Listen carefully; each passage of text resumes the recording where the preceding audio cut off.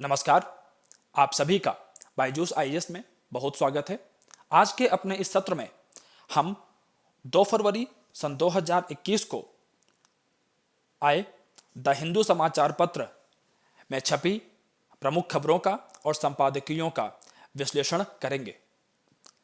सत्र को आगे बढ़ाते हैं और सत्र को आगे बढ़ाते हुए मैं आप लोगों का ध्यान एक बहुत महत्वपूर्ण तथ्य की तरफ खींचना चाहूँगा कि देखिए, आप सिविल सेवा की तैयारी करते हुए कई बार विद्यार्थी तथ्य और विश्लेषणात्मक समझ कि एक ऐसी समझ जिसके आधार पर आप अलग अलग मुद्दों को आपस में जोड़ पाते हैं, इसमें एक अंतर का पता होना बहुत आवश्यक है। यह बात ध्यान रखिएगा कि संघीय बजट, जैसे हम लोग तकनीकी भाषा में कहते हैं, वार्षिक वित्तीय विवरण अनुच्छेद 112 के अनुसार यहां पर तथ्य आपको ढेर सारे मिलेंगे, लेकिन आपको इस बात का विशेष रूप से ध्यान रखना है कि आपको तथ्यों के जाल में बहुत ज्यादा नहीं फंसना है।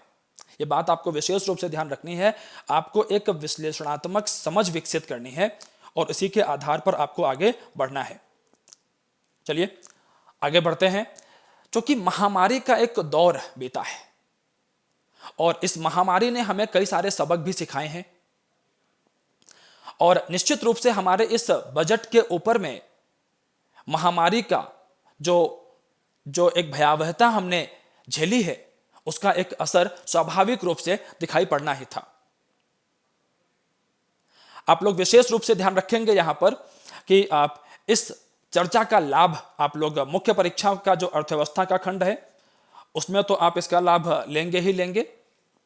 इसके साथ साथ में इसका जो लाभ आपको है, इसका लाभ आपको प्रारंभिक परीक्षा में भी प्राप्त होगा। तो हमारे सामने संदर्भ क्या है कि इस वर्ष का जो बजट है वो अर्थव्यवस्था को कुशल नेतृत्व के द्वारा पुनः पटरी पर लाने का एक प्रयास है। अब यहां पर ध्यान देने योग्य बातें हैं कि अर्थव्यवस्था को सुधारने के लिए जो 6 प्रमुख स्तंभ हमारे संघीय बजट में या यूं कहें वार्षिक वित्तीय विवरण में बताए गए हैं, वो 6 प्रमुख स्तंभ कौन कौन से हैं, जरा ध्यान दीजिएगा। स्वास्थ्य और कल्याण को प्रथम पायदान पर होना ही था, नंबर 1 पर इसको होना ही था,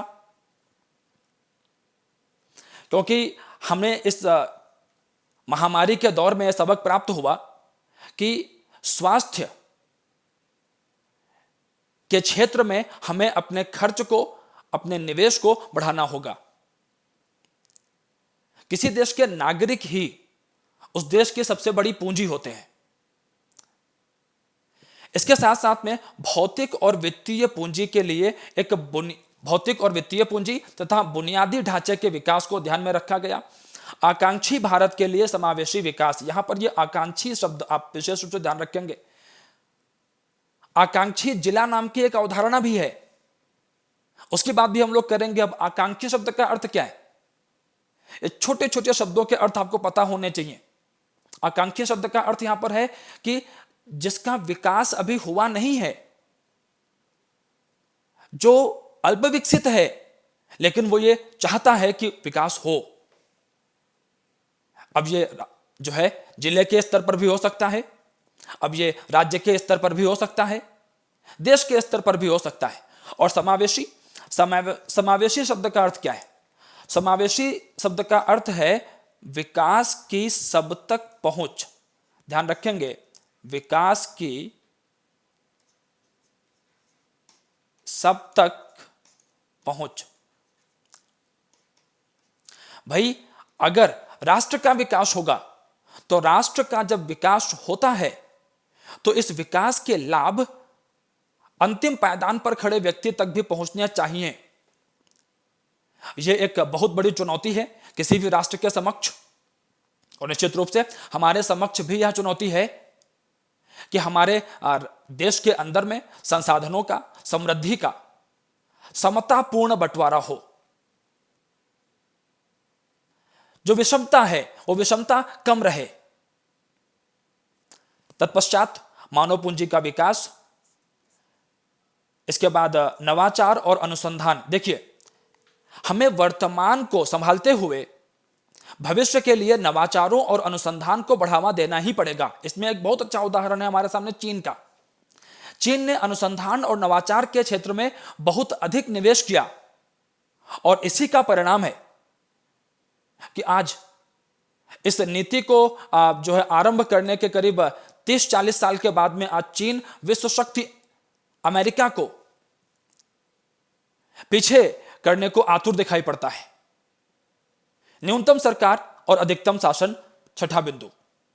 निश्चित रूप से जैसे जैसे लोकतंत्र मजबूत होता है तो सरकार अपने आप को जो है शासन प्रशासन से पीछे करती है। शासन प्रशासन से पीछे करने का यहां पर अर्थ थोड़ा सा अलग है, जरा उस पर विशेष रूप से ध्यान दीजिएगा आप लोग। दरअसल यहां पर कहने का तात्पर्य यह है कि ऐसे कार्य जो जन भागीदारी से, निजी भागीदारी से संभव हैं, उन कार्यों से सरकार अपने आप को मुक्त कर ले और सरकार जो है एक विनियामक की भूमिका अदा करे, एक सुविधा प्रदान करने वाले की भूमिका अदा करे। नीतियों को ठीक तरह से बनाया जाए और उनको लागू किया जाए। अधिकतम शासन को बढ़ावा देना। और ऐसे क्षेत्र जो कि जन भागीदारी से और निजी भागीदारी से किए जा सकते हैं, सरकार उन्हें जन भागीदारी और निजी भागीदारी से करवाने का प्रयास करे। आगे बढ़ते हैं। पहला बिंदु है हमारे सामने स्वास्थ्य और कल्याण का।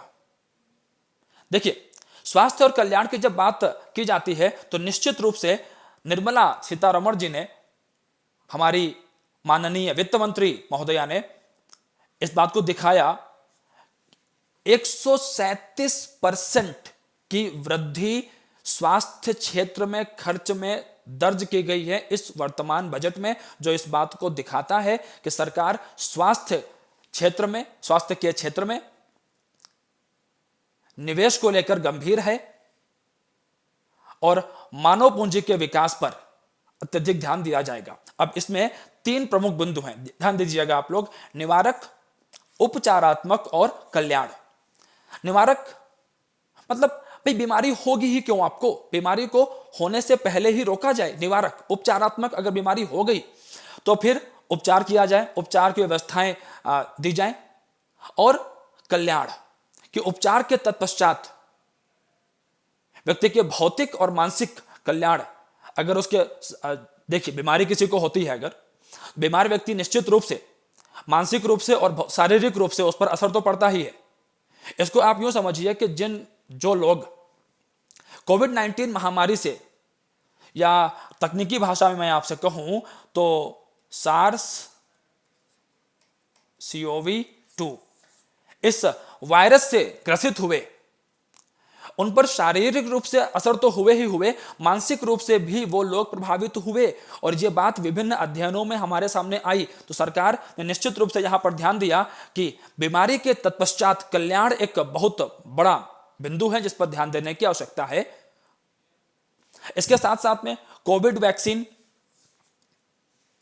जन सुलभ हो सके, इसके लिए 35,000 करोड़ रुपए खर्च करने का एक प्रावधान किया गया है इसी बजट के अंदर में। अगला बिंदु हमारे सामने है यहीं पर, स्वास्थ्य और कल्याण के अंदर में ही एक नई केंद्रीय क्षेत्रक योजना को आरंभ किया गया है। अब जरा आप लोग ध्यान दीजिएगा, केंद्रीय क्षेत्रक योजना कैसी योजनाएं होती हैं? देखिए, कुछ योजनाएं होती हैं केंद्र प्रायोजित योजनाएं। जरा आप लोग ध्यान देंगे, केंद्र प्रायोजित योजनाएं। अब केंद्र प्रायोजित योजनाएं वो योजनाएं होती हैं जहां पर कुछ खर्च केंद्र करता है, कुछ खर्च राज्य करता है। अब इसके अलग अलग अनुपात हो सकते हैं। कुछ राज्यों के संदर्भ में यह अनुपात 60-40 का हो सकता है, कुछ राज्यों में यह अनुपात 75-25 का हो सकता है, कुछ राज्यों के संदर्भ में यह अनुपात 90-10 का हो सकता है। तो यह केंद्र प्रायोजित योजनाओं के लिए है कि मतलब केंद्र मुख्य प्रायोजक है लेकिन राज्य भी उसमें कुछ योगदान करेंगे। लेकिन ऐसी योजनाएं जो केंद्रीय क्षेत्रक योजनाएं होती हैं, इसका संपूर्ण खर्च केंद्र सरकार के द्वारा ही वहन किया जाता है। अब इसका जो कुल खर्च है वो 64,180 करोड़ रुपए निर्धारित किया गया है। इसकी जो समय सीमा निर्धारित की गई है वो 6 साल की समय सीमा को निर्धारित किया गया है यहां पर। प्राथमिक, द्वितीयक और तृतीयक स्वास्थ्य सेवाओं का मुख्य रूप से यहां पर विकास किया जाएगा। भारत के अंदर में जो राष्ट्रीय रोग नियंत्रण संस्थान है, देखिए राष्ट्रीय रोग नियंत्रण संस्थान बहुत आवश्यक है, बहुत महत्वपूर्ण संस्था है। ब्रिटिश शासन के द्वारा इस संस्था को भारत के अंदर में स्थापित किया गया था लगभग आज से 100 साल पहले। और इस संस्था का प्रमुख कार्य क्या है कि भारत के अंदर में अगर स्थानीय स्तर पर कोई बीमारी फैल रही है तो उस बीमारी के बारे में जांच करना, और अगर वो बहुत ही संक्रामक बीमारी है, उसका एक बहुत बड़े जनमानस पर असर पड़ने वाला है, तो सरकार को इस बारे में सूचना भेजना कि तैयारियां की जाएं इस बीमारी को समाप्त करने के लिए, लोगों की जानों को बचाने के लिए। इसके अलावा WHO के साथ में, विश्व स्वास्थ्य संगठन के साथ में सामंजस्य को और अधिक बढ़ाने के लिए दक्षिणी पूर्वी एशिया के क्षेत्र में एक शोध संस्थान की स्थापना करना। अब जरा इसका आप संदर्भ समझिए जरा ध्यान से कि जिस समय SARS-CoV-2 वायरस फैला, विषाणु फैला, तो कई देशों ने WHO की भूमिका पर सवाल भी खड़े किए थे, प्रमुख रूप से अमेरिका ने। तो ऐसे में WHO के साथ में सामंजस्य जितना अच्छा होगा, निश्चित रूप से बाहर से आने वाले जो विषाणु हैं या अन्य बीमारियां हैं, इनके बारे में हमारे पास अधिक जानकारी होगी, और जितनी अधिक हमारे पास जानकारी होगी उतना बेहतर हम इन समस्याओं का सामना कर पाएंगे। इसके साथ में राष्ट्रीय विषाणु विज्ञान संस्थान, अभी भारत में जो प्रमुख राष्ट्रीय विषाणु विज्ञान संस्थान है वो पुणे में है, कुछ इसकी प्रयोगशालाएं बेंगलुरु में भी हैं। इसके साथ में 4 अन्य राष्ट्रीय विषाणु विज्ञान संस्थान स्थापित किए जाएंगे, जिनके माध्यम से अनेक विषाणुओं के ऊपर में अध्ययन को, शोध को बढ़ावा दिया जा सके। अब जरा इसको आप ग्लोबल वार्मिंग के साथ में भी जोड़ के देखिएगा, वैश्विक तापन के साथ में भी जोड़कर देखिएगा। देखिए वैश्विक तापन या सामान्य भाषा में ग्लोबल वार्मिंग, अलग अलग वैज्ञानिकों के द्वारा लगातार ये बातें बताई जा रही हैं कि जैसे जैसे वैश्विक तापन बढ़ रहा है, वैसे वैसे तरह तरह के विषाणुओं के जो हमले हैं, मानव जाति के ऊपर में इन विषाणुओं का जो असर है वो देखने को मिलेगा।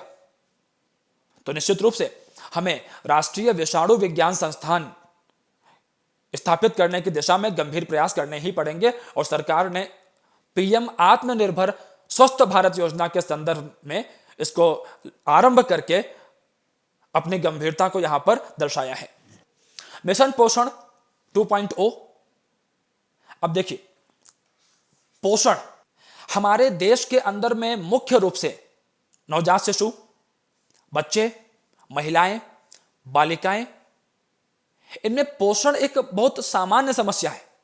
हालांकि दक्षिण के हमारे राज्यों ने बहुत अच्छा इसमें प्रभावशाली प्रदर्शन किया है, लेकिन उत्तर के राज्यों में, खासतौर पर उत्तर प्रदेश, बिहार, राजस्थान, मध्य प्रदेश, अगर हम इन राज्यों को देखते हैं तो यहां पर स्वास्थ्य एक बहुत गंभीर समस्या के रूप में हमें दिखाई पड़ता है।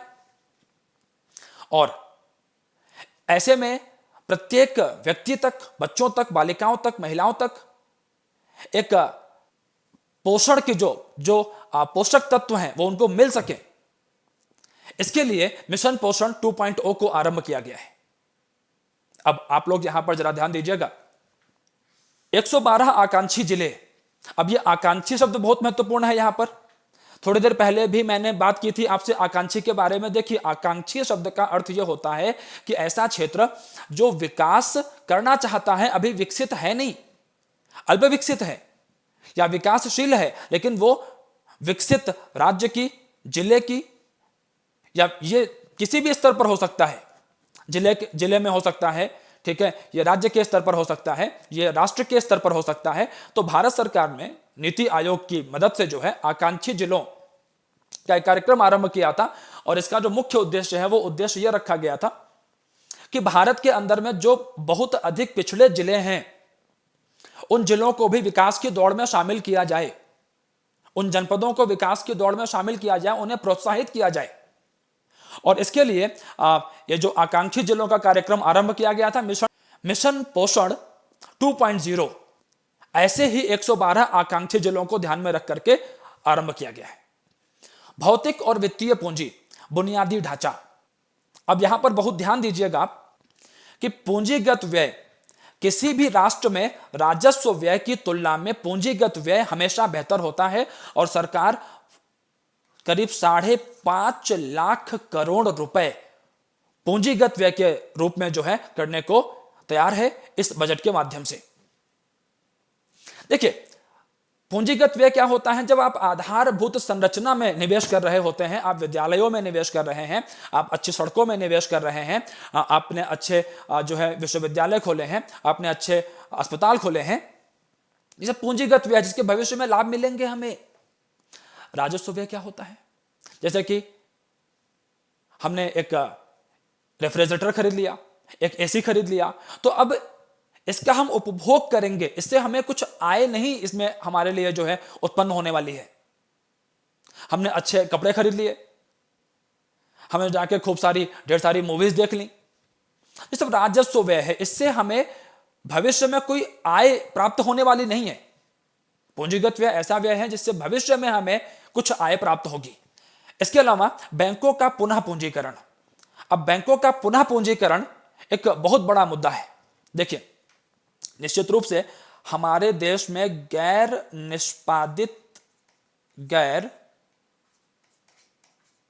निष्पादित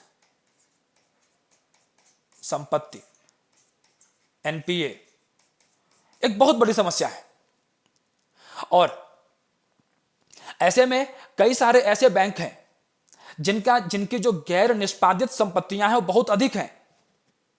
अब आपके दिमाग में आ रहा होगा गैर निष्पादित संपत्तियां क्या होती हैं? देखिए, ऐसी संपत्तियां किसी बैंक के द्वारा या ऐसे किस्म के उधार आप समझिए जिनका लगभग 90 दिनों तक मूलधन और ब्याज कुछ भी प्राप्त नहीं होता है, तो ऐसी संपत्तियों को जो है गैर निष्पादित संपत्तियों के रूप में परिभाषित कर दिया जाता है। हालांकि इसके कई सारे जो है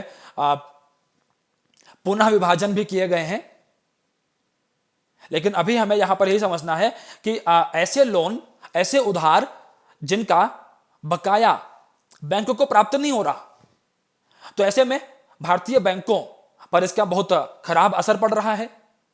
इसके अलावा कोविड-19 महामारी की वजह से बैंकों की आर्थिक स्थिति पर बुरा असर पड़ा है, आर्थिक गतिविधियों पर बुरा असर पड़ा है, तो ऐसे में बैंकों के पुनः पूंजीकरण को जो है बढ़ावा दिया गया। उसके लिए करीब 20,000 करोड़ रुपए की व्यवस्था की गई है। अब यह किस माध्यम से किया जाएगा वो आने वाले दिनों में हमें देखने को मिलेगा। इसके अलावा infrastructure pipeline, mega investment textile park, Bharat के अंदर में टेक्सटाइल उद्योगों को, कपड़ा उद्योगों को बढ़ावा देने के लिए मेगा इन्वेस्टमेंट टेक्सटाइल पार्क का उद्देश्य सामने रखा गया है। रेलवे के लिए यह अब तक का सबसे ज्यादा जो है जो फंड है उसका आवंटन है। 1 लाख करोड़ से अधिक का आवंटन किया गया है रेलवे के अंदर में क्षमता उन्नयन के लिए। जो मालगाड़ियां होती हैं उनके लिए मुख्य रूप से जो है गलियारे बनाए जाएंगे जहां पर केवल मालगाड़ियां चलेंगी, ताकि भारत के अंदर में मांग और आपूर्ति की समस्या को संतुलित किया जा सके। इसके अलावा बंदरगाहों तक वस्तुओं को आसानी से पहुंचाया जा सके, बंदरगाहों पर जो वस्तुएं आती हैं उनको अंदरूनी भागों में आसानी से पहुंचाया जा सके। सड़क परिवहन और राजमार्ग मंत्रालय के लिए भी लगभग 1 लाख करोड़ रुपए का आवंटन किया गया है और रणनीतिक विनिवेश के द्वारा 1,75,000 करोड़ रुपए प्राप्त करने का लक्ष्य रखा गया है। इस पर हम चर्चा आगे भी करेंगे आप लोगों से। विनिवेश और रणनीतिक विनिवेश में क्या अंतर है, इस पर चर्चा अभी आगे भी होगी। आकांक्षी भारत के लिए समावेशी विकास, अभी चर्चा हम लोग करके आए हैं। आकांक्षी शब्द की चर्चा हमने काफी कर ली है। अभी स्वामित्व योजना का विस्तार जो है सभी राज्यों और संघ शासित क्षेत्रों तक कर दिया गया है। स्वामित्व योजना क्या है? देखिए, स्वामित्व योजना भारत के अंदर में जो भूमि के रिकॉर्ड हैं इनका डिजिटलीकरण करने का एक महत्वाकांक्षी योजना है भारत सरकार के द्वारा, और इसमें ड्रोन के माध्यम से भारत के अंदर जो उपलब्ध भूमि है, किसानों के पास जो उपलब्ध भूमि है, उस भूमि की जांच करके, उसका सर्वेक्षण करके इस योजना को आगे बढ़ाया जा रहा है, ताकि हमारे पास जितने अच्छे आंकड़े उपलब्ध होंगे कृषि भूमि के, गैर कृषि भूमि के, हम उतना ही बेहतर तरीके से योजनाएं बना सकते हैं कृषि के विकास के लिए, किसानों के विकास के लिए। ग्रामीण अवसंरचना विकास फंड निश्चित रूप से हमें, अगर यहां पर देखिए बहुत इसका दूरगामी महत्व है, ग्रामीण अवसंरचना विकास फंड। आप शब्दों को समझिए, आपको सब कुछ समझ में आ जाएगा। अभी मैं थोड़ा सा आपको एक अलग से एक बात बताता हूं। यहां पे एक शब्द जो है चर्चा में आया, सिलेज। इसको इंग्लिश में लिखना मेरे लिए थोड़ा सा अनिवार्य था, सिलेज। सिलेज में क्या है? City plus village. कि अगर गांवों के अंदर में ही हम अवसंरचनाओं का इतना अच्छा से विकास कर दें, लोगों को शहरों की तरफ आना ही ना पड़े, तो जैसी मानव त्रासदी हमने लॉकडाउन के समय देखी, ऐसी मानव त्रासदियां हमें कभी देखने को नहीं मिलेंगी। और निश्चित रूप से शहरों के अंदर में जब हमारे गांवों के लोग आते हैं तो उनके खर्च बढ़ते हैं, वो जो है ऐसी जगहों पर रहने के लिए मजबूर होते हैं जो साफ सुथरी भी नहीं होती हैं, बीमारी का शिकार हो जाते हैं वो लोग। तो अगर हम ग्रामीण अवसंरचना को बेहतर बना दें तो निश्चित रूप से हमारे गांवों के अंदर में जो श्रम बल है वो ग्रामीण क्षेत्रों में ही आजीविका के बेहतर साधनों को प्राप्त कर सकता है।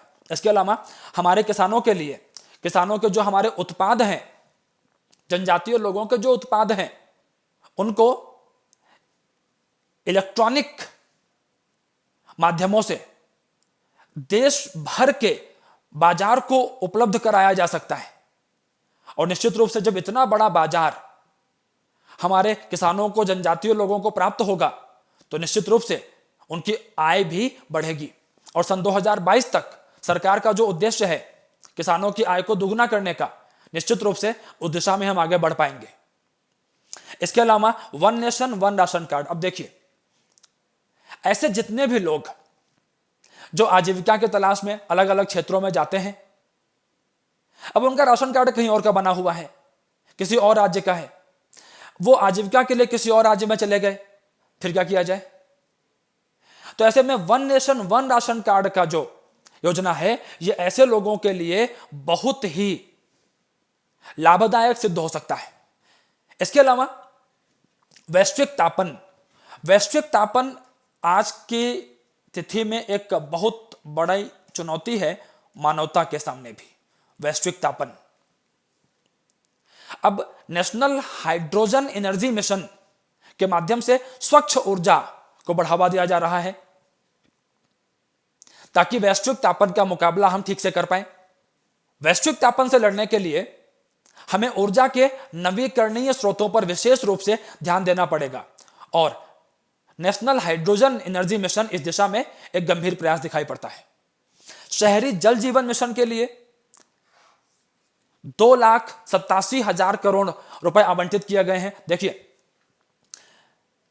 स्वच्छ जल जीवन का आधार है। अभी कुछ समय पहले आप लोगों ने सुना होगा कि आंध्र प्रदेश के अंदर में कुछ लोगों को जल से जनित कुछ बीमारियां हो गई थी, रहस्यमय बीमारियां हो गई थी, और वहां पर शोध में यह पाया गया कि जल के अंदर में कई सारे जो है प्रदूषक तत्व, प्रदूषक धातुएं मिली हुई पाई गई। तो निश्चित रूप से स्वच्छ जल सबको आसानी से उपलब्ध हो सके, यह सरकार की प्रमुख प्राथमिकताओं में से एक है। मानव पूंजी की हम लोग लगातार बात कर रहे हैं। लद्दाख में इसी संदर्भ में एक केंद्रीय विश्वविद्यालय की स्थापना की बात कही गई है। 100 सैनिक स्कूलों की स्थापना की बात कही गई है। 750 एकलव्य मॉडल स्कूलों की बात कही गई है। जरा आप समझिएगा, एकलव्य मॉडल स्कूल किसके लिए है? जनजातीय क्षेत्रों के लिए। ध्यान रखिएगा, एकलव्य मॉडल स्कूल किसके लिए है? जनजातीय क्षेत्रों के लिए है। हमारे जनजातीय जो लोग हैं, वहां पर जो बच्चे हैं, उनको अच्छी शिक्षा प्रदान की जा सके, इसके लिए एकलव्य मॉडल स्कूलों का प्रारंभ किया गया था। अब सरकार इसको और विस्तृत कर रही है और नई शिक्षा नीति के माध्यम से 15,000 स्कूलों को सक्षम बनाना, वहां के बच्चों में नवाचार को प्रोत्साहन देना, वैज्ञानिक सोच को बढ़ावा देना, यह मानव पूंजी के विकास करने की दिशा में सरकार की प्रमुख घोषणाओं में से एक है। नवाचार और अनुसंधान, जैसा कि मैंने शुरुआत में ही आपको बताया था कि शोध में हमें निश्चित रूप से बहुत गंभीर प्रयास करने पड़ेंगे और राष्ट्रीय शोध संस्थान को इसी के लिए 50,000 करोड़ रुपए आवंटित किए गए हैं। इसके अलावा गगनयान, भारत का महत्वाकांक्षी अंतरिक्ष मिशन, इसके अलावा नेशनल डीप ओशन मिशन। हम सभी को पता है कि महासागर अनेकानेक खनिजों का भंडार है और इसी में मैग्नीज हाइड्रेट, जिसके बारे में यह कहा गया है कि हिंद महासागर के अंदर में मैग्नीज हाइड्रेट एक बहुमूल्य धातु, एक बहुमूल्य तत्व, इसको खोजने के लिए और महासागरों में उपलब्ध अन्य संसाधनों का प्रयोग करने के लिए नेशनल डीप ओशन मिशन को बढ़ावा दिया जाएगा।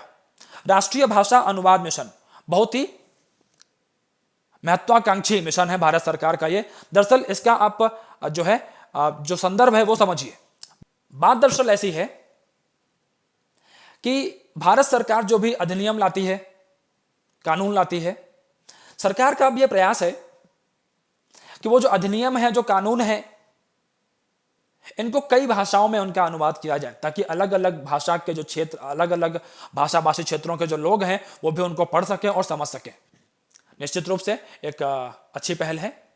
न्यूनतम सरकार अधिकतम शासन, पहली डिजिटल जनगणना के लिए भारत सरकार के द्वारा 3,768 करोड़ रुपए आवंटित किए गए हैं। त्वरित न्याय के लिए जो अधिकरण हैं, जो ट्रिब्यूनल्स हैं, इनमें सुधार के लिए सरकार के द्वारा घोषणाएं की गई हैं। सरकार का लगातार इस दिशा में प्रयास है कि जहां पर जन भागीदारी के माध्यम से कार्य किए जा सकते हैं वो किए जाएं, ताकि सरकार एक विनियामक की भूमिका अदा कर सके, एक सुविधा प्रदान करने वाले की भूमिका को अदा कर सके। देखिए, अन्य बिंदुओं की बात करते हैं तो अन्य बिंदुओं में एक सबसे महत्वपूर्ण बिंदु तो यहां पर यह है कि यह भारत का प्रथम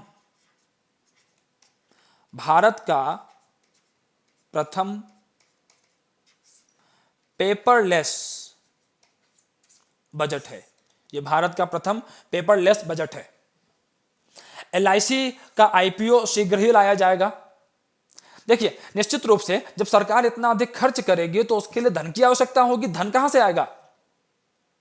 तो धन के लिए सरकार ने विनिवेश की बात की, रणनीतिक निवेश की बात की। IPO का मतलब है इनिशियल पब्लिक ऑफर, कि LIC के कुछ शेयर मार्केट में बेचे जाएंगे और उनके माध्यम से धन को एकत्र किया जाएगा और फिर उस धन को आधारभूत संरचना या अन्य विकास जो गतिविधियां हैं उसमें प्रयोग किया जाएगा। IDBI एक बैंक जो बोला गया, जो है हमारी वित्त मंत्री महोदया के द्वारा, वो बैंक है IDBI। IDBI बैंक का तो निजीकरण किया ही जाएगा, साथ में एक और जो है राष्ट्रीय बैंक का निजीकरण भी किया जाएगा। उसके नाम की जो घोषणा है वो बाद में की जाएगी। इसके बाद बात करते हैं बैड बैंक की। अब बैड बैंक क्या है? थोड़ी देर पहले हम लोग बात कर रहे थे NPA की, गैर निष्पादित संपत्तियों की बात कर रहे थे हम लोग। तो सरकार का यहां पर एक प्रस्ताव है कि भाई एक काम करते हैं कि एक नीलकंठ को लेके आते। भाई नीलकंठ, देखिए, बैड बैंक मतलब इसको हम लोग समझने के लिए नीलकंठ आप कह लीजिए कि जो हमारे बैंक है उनके पास में जो गैर निष्पादित संपत्तियां हैं वो जो है इस बैड बैंक के द्वारा खरीद ली जाएंगी और बैंकों की जो बैलेंस शीट है वो साफ हो जाएगी। अच्छा भाई, बीमा क्षेत्र में विदेशी स्वामित्व सीमा को 74% तक बढ़ाने का सरकार के द्वारा प्रस्ताव रखा गया है। यहां पर ध्यान देंगे स्वामित्व सीमा, कि जो विदेशी निवेशक हैं वो बीमा क्षेत्र के अंदर में अगर कोई कंपनी भारत के अंदर में खोलते हैं तो वो 74% तक मालिकाना हक अपने पास रख सकते हैं। और इसके लिए इंश्योरेंस अधिनियम 1938 में संशोधन किया जाएगा। अब इतने सारे कार्यों को करने के लिए चुनौतियां क्या क्या हैं हमारे सामने? देखिए, राजकोषीय घाटा, वित्त वर्ष 2020-21 में हमारा पहले ही 9.5% हो चुका है जीडीपी का, और अब हमारे सामने एक चुनौती है कि राजकोषीय घाटे को कम कैसे रखा जाए। तो 6.8% रखने का प्रयास है यहां पर, यह अनुमानित है। और महामारी के बाद अर्थव्यवस्था को पुनः पटरी पर लाना, गैर निष्पादित संपत्तियां, इसके अलावा बेरोजगारी की समस्या का समाधान, ये सब प्रमुख चुनौतियां हैं हमारी सरकार के सामने, हमारे वित्त मंत्री के सामने। अब यहां पर जरा आप लोग ध्यान दीजिएगा, रुपया आता कहां से और जाता कहां पर है। देखिए कुछ तथ्य हैं यहां पर आप लोगों के लिए। आप इसमें जो प्रमुख 3 तथ्य हैं जरा उन पर ध्यान रखना कि सरकार के पास जो रुपया आता है, सरकार के पास जो रुपया आता है, आप मान लीजिए कि सरकार के पास में 1 रुपया आना है, 1 रुपया या 100 पैसे हो गए, तो सर्वाधिक रुपया कहां से आ रहा है? 36 पैसे उधार से आ रहे हैं, और अन्य किस्म की जो देयताएं हैं वहां से आ रहे हैं। इसके बाद दूसरे नंबर पर आप देख सकते हैं जीएसटी, और तीसरे नंबर पर है यहां पर आयकर। तो सरकार की अगर आय के प्रमुख साधनों की बात की जाए तो यह अच्छा प्रश्न हो सकता है आपके परीक्षा में, जो है प्रमुख साधनों की अगर हम बात कर लें तो यहां पर 36 पैसे उधार और अन्य देयताओं के माध्यम से, 15 पैसे जीएसटी के माध्यम से, 14 पैसे जो है आयकर के माध्यम से। रुपया सबसे अधिक खर्च कहां पर होता है? तो अगर इस पर आप लोग ध्यान से देखें तो 20 पैसा हमारा ब्याज को चुकाने में चला जाता है। 1 रुपए में से 16 पैसे जो है राज्यों के साथ जो करों का बंटवारा है वहां पर जाता है। 13 पैसे जो है केंद्रीय क्षेत्र की योजनाओं में जाता है। अगला मुद्दा, हम लोग कुछ देर पहले रणनीतिक विनिवेश की बात कर रहे थे।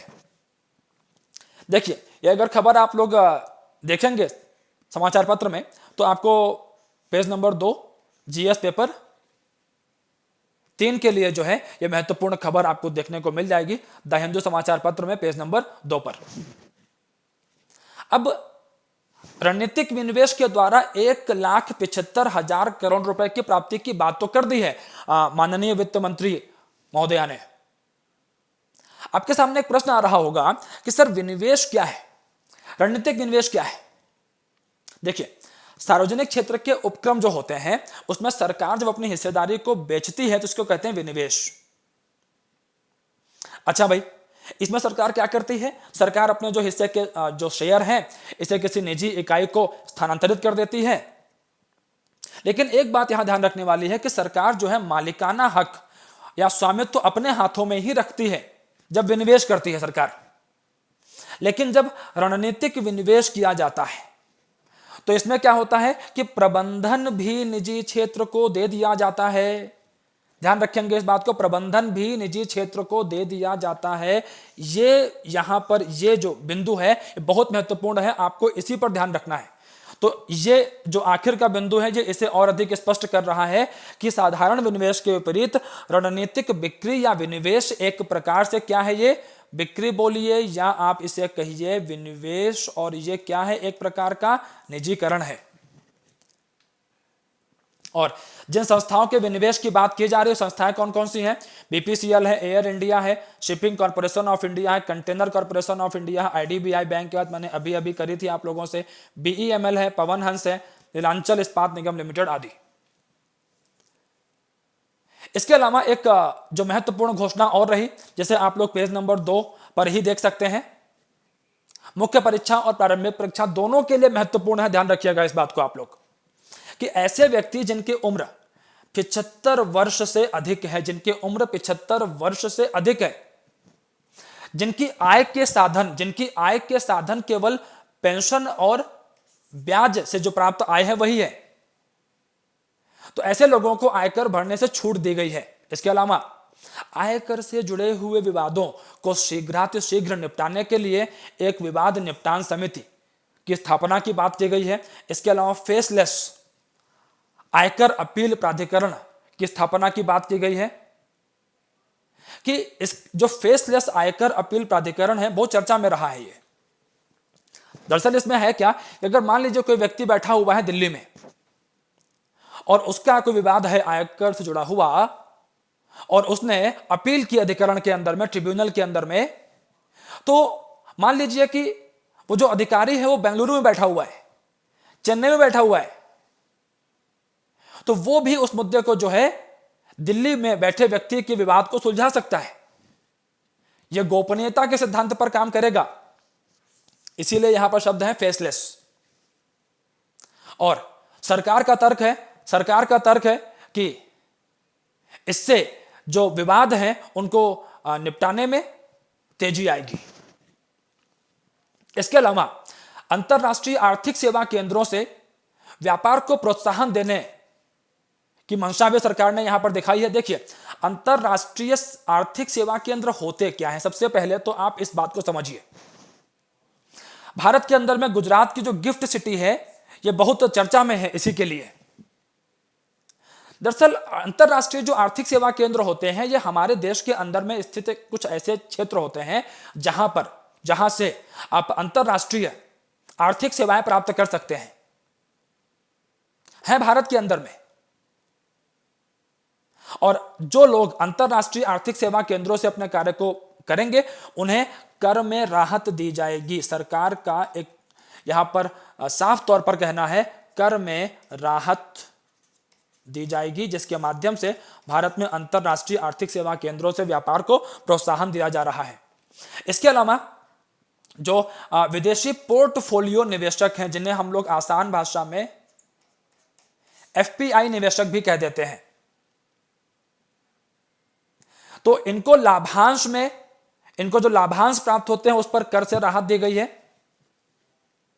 इसके अलावा अगर कोई घर वगैरह खरीदता है तो ऐसे लोगों को जो है 1.5 लाख रुपए तक जो है ब्याज पर कर से छूट प्रदान की जाएगी। आधारभूत संरचना के जो प्रोजेक्ट हैं उन पर जीरो कूपन बॉन्ड जारी करने की सुविधा भी दी जाएगी। जीरो कूपन बॉन्ड्स जारी करने की सुविधा भी दी जाएगी आधारभूत संरचना के जो प्रोजेक्ट हैं उन पर। देखिए, अब जरा यहां पर आप कुछ विशेष बिंदुओं पर ध्यान दीजिएगा। जीरो कूपन बॉन्ड्स क्या होते हैं? देखिए, जीरो कूपन बॉन्ड्स जो होते हैं, सबसे पहले तो आप ये समझो कि बॉन्ड क्या है। देखिए, बॉन्ड एक निवेश का साधन है। बॉन्ड एक निवेश का साधन है। और जो जीरो कूपन बॉन्ड्स होते हैं, मान लीजिए इसका जो मूल्य है वो 100 रुपए है, तो यह 100 रुपए पर नहीं बेचा जाएगा, ये 80 रुपए पर या 90 रुपए पर जो है बेचा जाएगा। इस पर कोई ब्याज नहीं मिलेगा आपको, इस पर ब्याज का भुगतान नहीं होता है। आप जब इसको बेचने जाएंगे ना, तब यह खरीदा जाएगा 100 रुपए पर। तो आपने खरीदा था 80 या 90 रुपए पर, आपने बेचा कितने में? 100 रुपए में। तो अब जो ये अंतर है वही आपका मुनाफा है। तो जो आधारभूत संरचना के जो प्रोजेक्ट हैं उनके लिए जीरो कूपन बॉन्ड्स जारी करने की सुविधा सरकार के द्वारा यहां प्रदान की गई है। अगली खबर ये पेज नंबर 2 से ही है। 15वें वित्त आयोग की जो प्रमुख सिफारिशें हैं उनको यहां पर स्वीकार कर लिया गया है। अब इसमें एक विशेष रूप से जिस बात पर हमें ध्यान रखना है वो बात क्या है? 41%, जी हां, 41% ऐसे कर जो कि केंद्र और राज्यों के बीच बांटे जा सकते हैं, इसमें राज्यों का जो हिस्सा है वो 41% केंद्र ने स्वीकार कर लिया है। 14वें वित्त आयोग के द्वारा 42% भाग की सिफारिश की गई थी, लेकिन क्योंकि इन्हीं सबके बीच में जो है जम्मू कश्मीर को जो उसका राज्य का दर्जा है वो खत्म कर दिया गया, तो मुख्य रूप से जो है उसका जो असर पड़ा, उस असर के चलते ये तर्क जो दिया गया वो 41% का तर्क यहां पे दिया गया कि हम इसको घटा रहे हैं क्योंकि एक राज्य भी तो घटा। अच्छा भाई, इसके अलावा करीब 17 राज्य उनके राजस्व घाटे को पूर्ण करने के लिए अगले 5 वर्षों तक करीब 2,94,000 करोड़ रुपए उनको दिए जाएंगे। देखिए, इस बात पर भी हमें जरा ध्यान देने की आवश्यकता है कि इस महामारी के कारण राज्यों की जो आर्थिक स्थिति है वो खराब हुई है, तो निश्चित रूप से राज्यों को जो है उधार जो लेने की जो उनके जो सुविधाएं हैं उनको बढ़ाया गया है सरकार के द्वारा कि राज्य जो है उधार ले सकते हैं। ठीक है, इस क्षमता को बढ़ाया गया है उनकी। रक्षा क्षेत्र के लिए देखिए, रक्षा क्षेत्र में एक बड़ी समस्या देखी जा रही थी हमारे यहां पर। समस्या क्या है कि मांग की गई मान लीजिए x रुपए की, और सरकार के द्वारा दिया कितना गया, सरकार के द्वारा दिया गया x माइनस वाई। या थोड़ा सा मैं इसको और आसान भाषा में बताऊं आपको, थोड़ा सा इसको और मैं स्पष्ट कर देता हूं, देखिएगा जरा। हमारे सेनाओं के द्वारा मांग की गई x रुपए की और उन्हें मिला y रुपए, और हमेशा ये देखा गया है कि ये जो x है ये बड़ा होता है, मांग अधिक की जाती मिलता कम है, तो निश्चित रूप से अब मांग अधिक की जा रही है, मिल कम रहा है। तो ऐसे में जो हमारे जो सीमा क्षेत्र हैं, हाल के वर्षों में इस बात को भी देखा गया है कि हमारा जो पश्चिमी सीमांत है, जो हमारा पूर्वी सीमा क्षेत्र है, दोनों तरफ ही समस्या है। तो अब इस समस्या को सुलझाने के लिए 2,38,000 करोड़ रुपए का एक कोष बनाने का जो है एक अनुशंसा की थी 15वें वित्त आयोग के द्वारा, और इसको माना गया है। अब यहां से आपको जरा इस बात पर ध्यान देना है कि वित्त आयोग क्या होता है। देखिए, वित्त आयोग जो है एक अर्ध न्यायिक और सलाहकारी संगठन है, निकाय है, जिसकी स्थापना अनुच्छेद 280 के द्वारा की जाती है। ध्यान रखिएगा, वित्त आयोग जो है एक संवैधानिक संस्था है। वित्त आयोग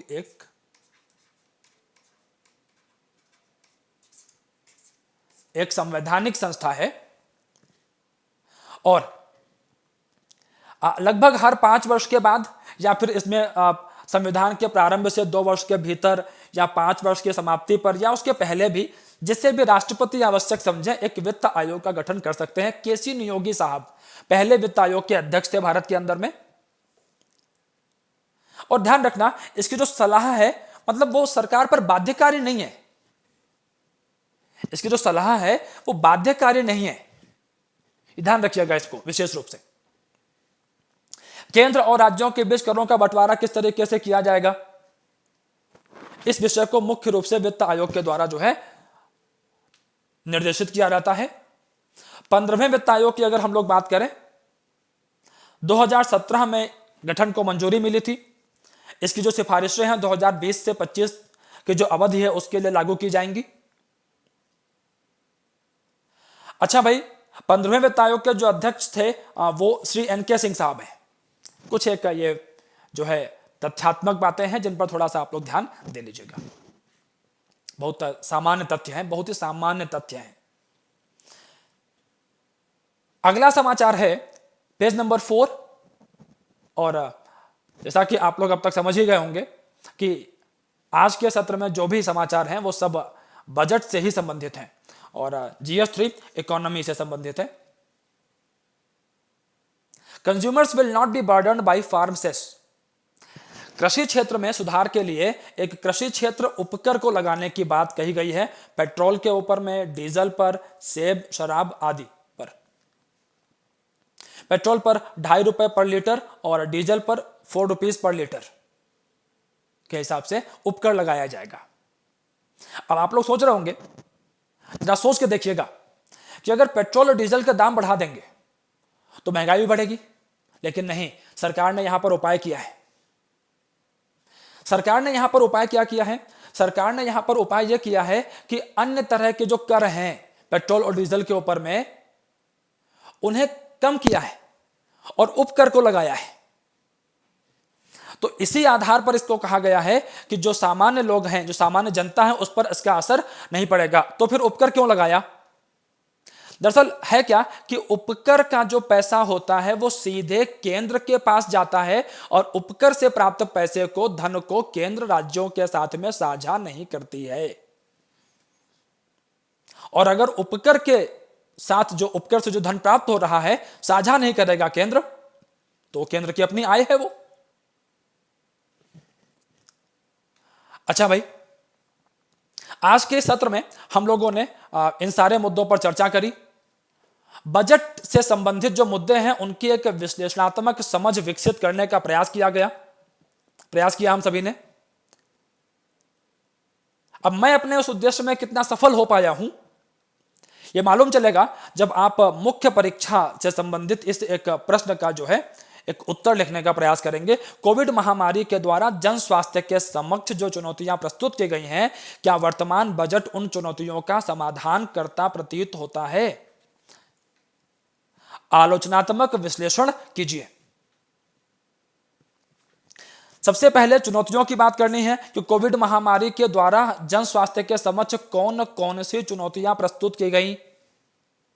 अस्पतालों की कमी देखी गई।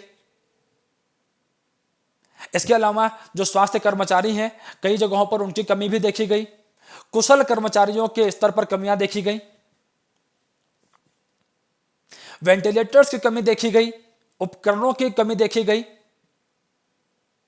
अलग अलग नमूनों की जांच करने के लिए जो प्रयोगशालाएं हैं उनकी कमी भी देखी गई। आईसीयू के अंदर में बेडों की कम संख्या एक बड़ी समस्या के तौर पर हमारे सामने उभर के आई। ये प्रमुख चुनौतियां देखी हमने। अब वर्तमान बजट उन चुनौतियों का समाधान किस तरह से करता प्रतीत होता है, तो मैंने स्वास्थ्य के ऊपर सबसे पहले चर्चा की थी, योजनाओं की बात की है, प्राथमिक, द्वितीयक और तृतीयक स्वास्थ्य सेवाओं की बात की है मैंने आपसे। उनका अध्ययन करके 250 शब्दों में इसको लिखने का जरा प्रयास आप करें। आज के इस सत्र को देखने के लिए आप सभी का बहुत धन्यवाद। बायजूस आईएएस के इस YouTube चैनल को आप सब्सक्राइब कर लें, बेल आइकन को प्रेस कर लीजिए ताकि आपको सारे नोटिफिकेशन समय से मिलते रहें।